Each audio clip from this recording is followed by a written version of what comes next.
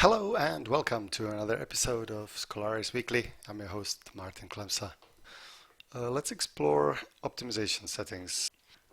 The first option is quite clear. This is the main constraint configuration set, which is effective for this timetable, which we can edit by clicking on the gear button. So below there are some immediate tweaks which we can apply to the optimization, which is turning off the soft constraints. You can see the fitness disappeared on the top and we only have the health, and also turning off the rooms. These options are useful for some early stages of the optimization or for doing experiments. There's also a strict mode available, which basically turns on a little bit different evaluation of the constraints.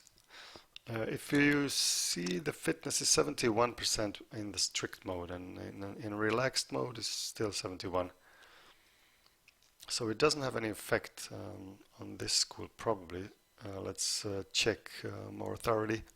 This is 1498.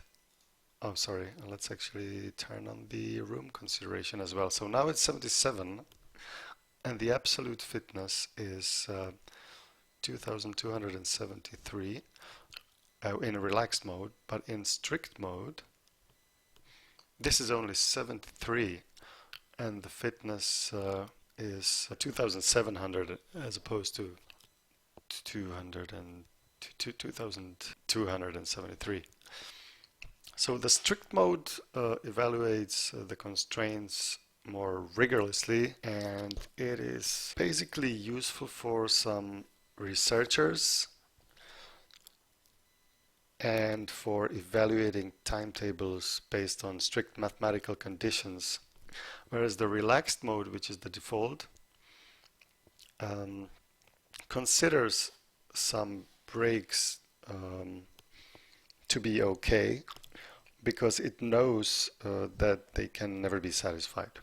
The good example is room preference.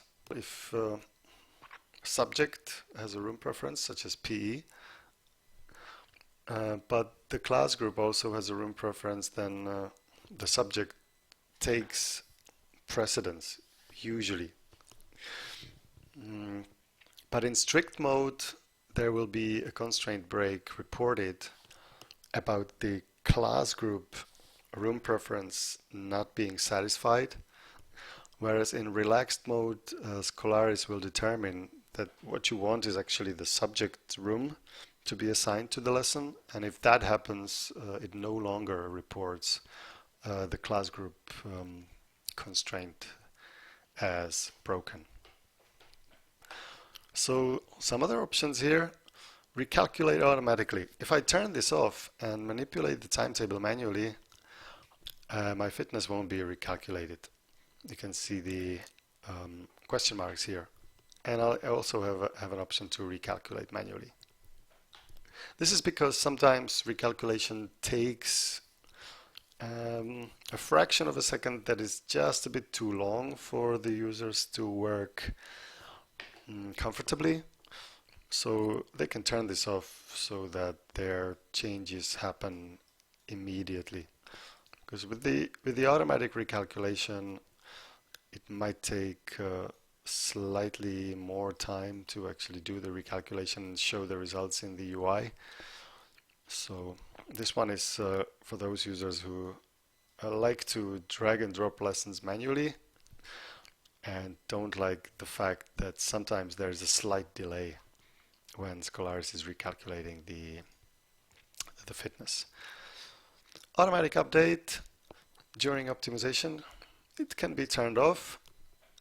Again, this is maybe for those users who like to turn on the optimization, but they also like to examine their timetable, their current timetable thoroughly in the meantime. And they don't want to be bothered by the timetable being reloaded into the UI every time a better timetable is found during the optimization. So they can just turn the automatic updates off and save after update. That is clear. So usually want to save the best timetable to the database immediately, but sometimes we just want to do it ourselves when we're happy. So just turn on the autosave after turn off the autosave after update that is available. Let's turn off the optimization.